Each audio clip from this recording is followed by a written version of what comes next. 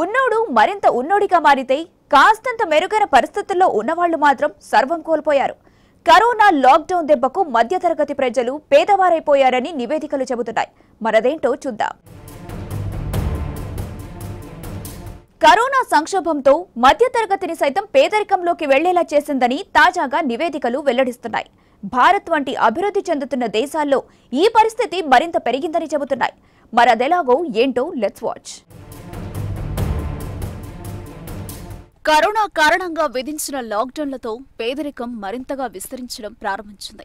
భారత్ వంటి అభివృద్ధి చెందుతున్న దేశాల్లో కేవలం సంస్కరణలు చేపట్టినంత మాత్రాన వృద్ధి రేటును పరుగులెత్తించినా పేదరిక నిర్మూలన సాధ్యం కాదు. సంస్కరణలతో పాటు భారీ స్థాయిలో ప్రభుత్వ, ప్రైవేటు పెట్టుబడులు సమకూరితేనే అవన్నీ సుసాధ్యమవుతాయి.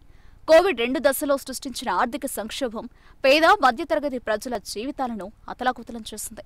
దేశాన్ని ఆర్థికంగా దెబ్బతీసి ప్రజల జీవన ప్రమాణాలను, ముఖ్యంగా మధ్యతరగతి ప్రజలను, కేంద్ర, రాష్ట్ర ప్రభుత్వాలను తీవ్రస్థాయిలో ప్రభావితం చేసింది. కరోనా విజృంభించడానికన్నా ముందు నుంచే అంతంత మాత్రంగా ఉన్న ఆర్థిక వ్యవస్థపై లాక్డౌన్ల ప్రభావం గోరు చుట్టుపై రోకటిపోటులా మారింది. ఫలితంగా దేశవ్యాప్తంగా నెలల తరబడి ఆర్థిక కార్యకలాపాలు స్తంభించి వృద్ధి రేటు తిరోగమనంలో పయనించింది. దీంతో దేశంలో పేదరికం విస్తరించడం ప్రారంభించింది. దేశ ఆర్థిక వ్యవస్థలో మధ్యతరగతి పాత్ర ఎంతో కీలకం. వస్తు సేవల కొనుగోళ్లు, వినియోగంలో వీరి వాటాయే అత్యధికం. దేశంలో కొత్తగా వచ్చే నవకల్పనలను, వస్తువులను, సేవలను విస్తృతంగా వ్యాప్తి చెందించేది మధ్యతరగతి ప్రజలే. వీరు శక్తివంతమైన ప్రచారకులు. మార్కెట్లోకి వచ్చిన కొత్త వస్తువులను వినియోగించుకోవడంలో అతి తక్కువ జనాభా గల ధనిక కుటుంబాలు ముందుంటే ఆ తర్వాతి వరుసలో వీరే ఉంటారు. విద్య ద్వారా మానవ వనరుల సంపదన పెరుగుదలకు, వస్తు సేవల ఉత్పత్తికి ఉపకరించే పెట్టుబడులకు, కారణమయ్యే పొదుపులకు వీరి సేవలు ఎంతో ప్రోత్సాహకరంగా ఉంటాయి. మధ్యతరగతి వర్గం కారణంగానే దేశంలో ఆర్థిక వ్యవస్థ పటిష్టంగా ఎదగడానికి గట్టి పునాది పడింది. 1991 ఆర్థిక సంస్కరణల అమలుతో వారి సంఖ్య గణనీయంగా పెరిగింది. జనాభాలో వారి వాటా 25% అయినా ప్రభుత్వానికి పలు రకాల పన్నుల చెల్లింపుల ద్వారా గణనీయమైన ఆదాయాన్ని సమకూరుస్తున్నారు. వస్తు సేవల కొనుగోళ్లలో 4/3 వాటా వారిదే. దీనివల్ల వస్తు సేవలు దీర్ఘకాలం మన్నే వస్తువులకు గిరాకీ పెరిగి ఉత్పత్తి, ఉపాధి పెరుగుదలకు దోహదపడి దేశ ఆర్థిక రథచక్రాలు దౌడుతీస్తాయి. కరోనా మొదటి విడత ఉధృతి మూలంగా దేశంలో 3.2 కోట్లకు పైగా మధ్యతరగతి ప్రజలు పేదరికంలోకి జారుకున్నారు. రెండో విడతతో వీరి సంఖ్య మరింత పెరిగింది.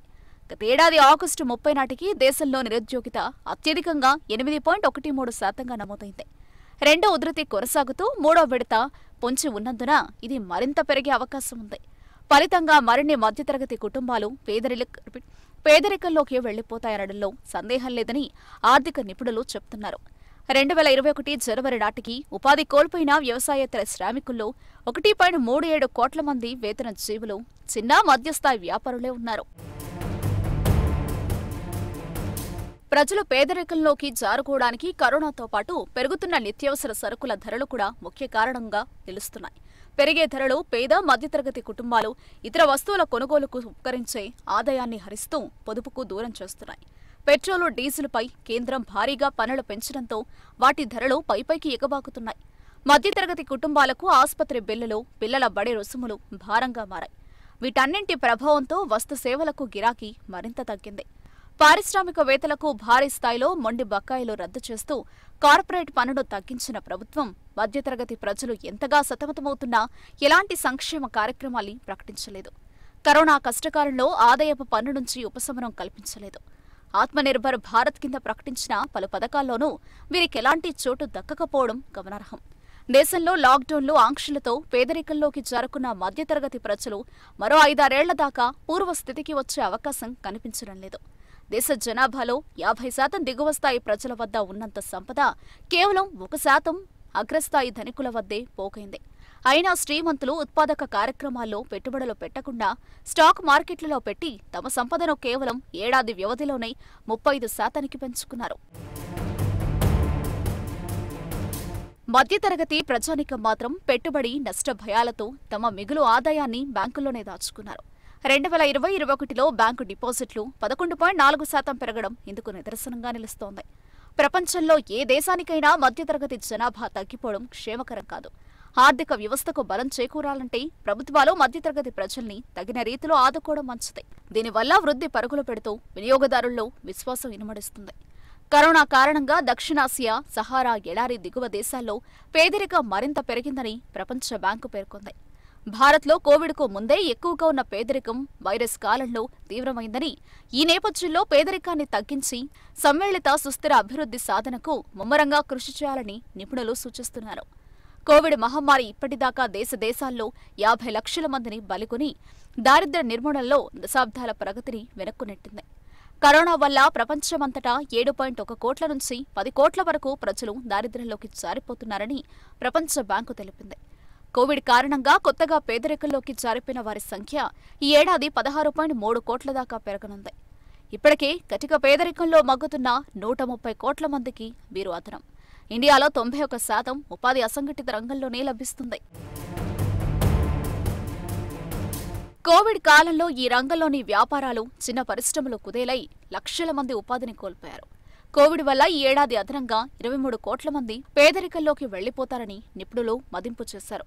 93% కుటుంబాలు ఆదాయ నష్టం చవిచూశాయని సిఎంఐ సంస్థ సర్వే నిర్ధారించింది. భారత్లో కోవిడ్కు ముందే ఎక్కువగా ఉన్న పేదరికం వైరస్ కాలంలో తీవ్రమైంది. కోవిడ్-19 మహమ్మారి ఫలితంగా 3,70,00,000 పైగా మరణాలు సంభవించాయి. ప్రపంచ బ్యాంకు నివేదిక ప్రకారం కోవిడ్-19 సంక్షోభం ఫలితంగా 7.1 నుండి 10 కోట్ల మంది ప్రజలు పేదరికంలోకి నెట్టబడ్డారని తెలిపింది. ఐరాస నివేదిక ప్రకారం భారత్లో కూడా గత 10 ఏళ్ల కాలంలో తీవ్రమైన పేదరికం నుంచి బయటపడ్డ వారి సంఖ్య గణనీయంగా పెరిగింది. కోవిడ్-19 ప్రపంచవ్యాప్తంగా ఉన్న పేదలపై తీవ్ర ప్రభావం చూపిందని, 2021 నాటికి ప్రపంచంలో 15 కోట్ల మంది తీవ్ర పేదరికానికి గురయ్యే అవకాశం ఉందని ప్రపంచ బ్యాంక్ హెచ్చరించింది. 2021 నాటికి దాదాపు 4.7 కోట్ల మంది మహిళలు, బాలికలు తీవ్ర పేదరికంలోకి వెళ్లే అవకాశం ఉందని పేర్కొంది. కరోనా కారణంగా చనిపోయే వారి సంఖ్యతో పోలిస్తే కొన్ని వందల రెట్లు అధికంగా పేదరికంలోకి తరలిపోతున్నారు. కరోనా నియంత్రణకు విధించిన లాక్డౌన్ ప్రక్రియతో ఆర్థిక వ్యవస్థ స్తంభించిపోయింది. దీంతో విద్య, వైద్య, ఆరోగ్య, ఆతిథ్యం, రవాణా, పర్యాటక తదితర రంగాలలో పనిచేస్తున్న కోట్లాది మంది ఉద్యోగాలపై తీవ్ర ప్రభావం చూపింది. కరోనా సంక్షోభం మధ్యతరగతిపై గణనీయ ప్రభావాన్ని చూపింది.